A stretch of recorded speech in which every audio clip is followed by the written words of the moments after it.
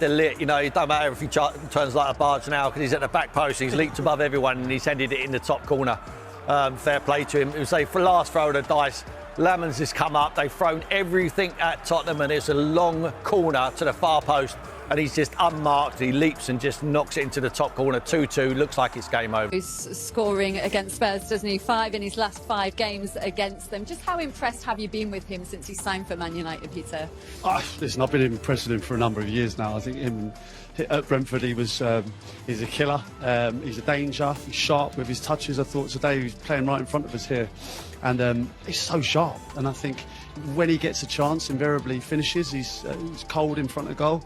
And I think he's been such a big addition to what Manchester United are trying to do this season. Does he give you that high energy and that work ethic? Same with Cunha as well, that they've been lacking. Do you know, I think his biggest attribute is it gives quality. Do you know, I think he reminds me a little bit of Mo Salah in and around the box. When he gets it, he has a clear picture of exactly what he wants, whether the finish near post or back post. He almost shows like no emotion. It's just like business in and around the box, and I love that. You know, you can play into his feet, you can dribble. Crouchy was mentioned his touches and how sharp he is. Technically, I don't think he gets enough credit. People talk about his goal scoring, rightly so, but he's an exceptional football player. And look, he just stands there real chill. You know, people have come to Manchester United, huge names, and struggle with the pressure. He just sits there, super calm, super chill, top scorer this season. So I think with him and Cunha and Bruno, and if they can get Šeško up and running, they've got 2 absolute belters in there to take this club forward. 25 Premier League goals since the start of last season, Peter. He's so consistent in the numbers he puts up as well. Yeah, I think certainly with Bruno Fernandes's ability as well, there was a real frustration last year with what was in front of him. He kind of found himself trying to do things on his own, probably taking more shots from maybe outside the box. But I think certainly with Cunha and Mbeumo, he's got players who are ready-made for the Premier League, players who've scored in the Premier League. They've proven that last season and they're proving it again now.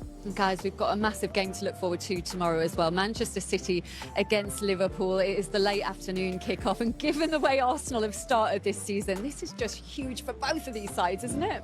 Yeah, I mean, and both have found some form again, you know, which is going to make the title race fascinating. Erling Haaland against Virgil van Dijk, you know what I mean? I think City are back to the best. Phil Foden was brilliant midweek against Borussia Dortmund. There's so many fabulous players. I think Liverpool have found their right back for this season. I think Conor Bradley was amazing against Real Madrid. He was immense, that has been an issue for them all season. I think he settled on that. I'm sure Robertson will play again. And Liverpool look like they found their rhythm again. He'll play that midfield 3 that's been so great.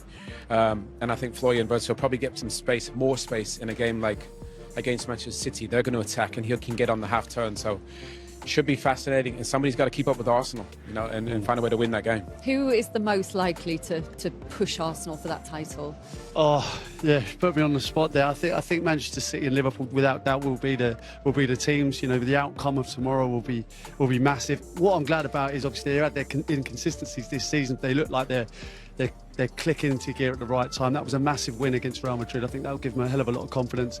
I think the 2 fullbacks that's been important. I think that really has been an issue with Liverpool. Robertson coming in looked assured, and Conor Bradley did so well against Vinicius, and it feels like they've got that steel in midfield again, and with Foden and Haaland seemingly on fire, it is a mouth-watering prospect. It's Pep's 1,000th game in charge as well. If he, given that he's in the middle of rebuilding this Man City team, if he can push them to a strong finish and a title this season, what would that do for his legacy? His legacy is set. He's one of the best to ever do it. I mean, in terms of creating a dynasty, I guess, just show that he can do that. We know how much he's won, but it would just take it to the next level. Yeah, no, without question, Liz. I mean, you could argue about who's the greatest of all time. It could be one of a number of names. His is in that hat.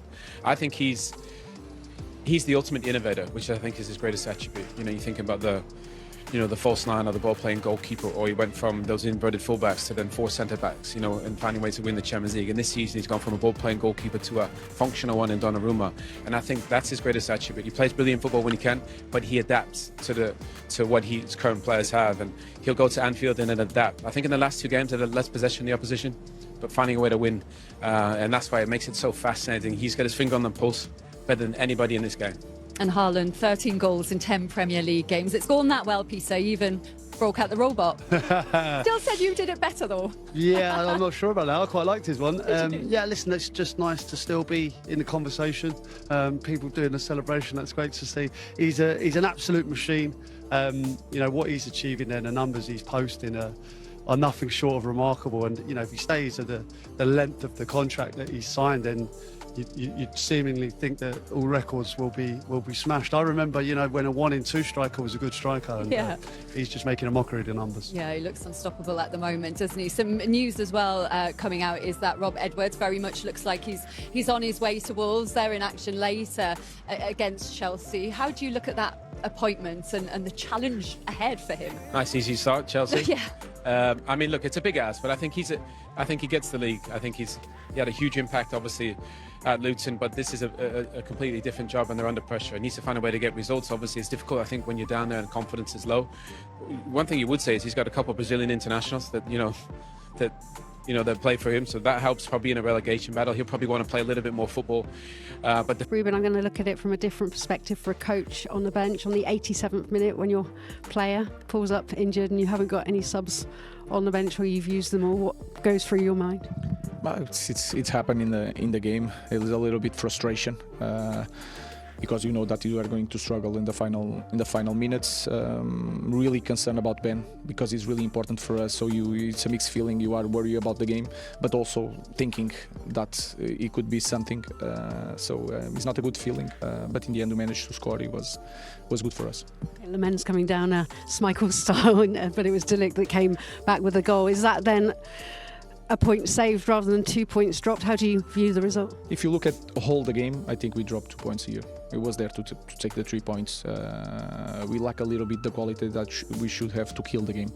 You can feel it, the environment, you can feel it, the space that we had to play football. We need to improve on that.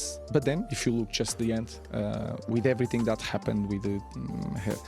I had to take Harry, Casemiro because of some pains, and to manage to overcome everything was a point that we won. And how do you manage Ben's mentality now? Because missed 2 big chances in that encounter, and then to get injured when he's putting so much pressure on himself, as you talked about ahead of this match. We just need to be natural with him to now take care of the body of Ben, then take care of the head of Ben. He'll be fine. He'll be okay. We are here for him. We are not let any player, especially a young talented guy like Ben, alone. So he's not alone. He's with us, and he's going to be fine. You move a place up for now. The unbeaten run continues. Yes, that is a feeling that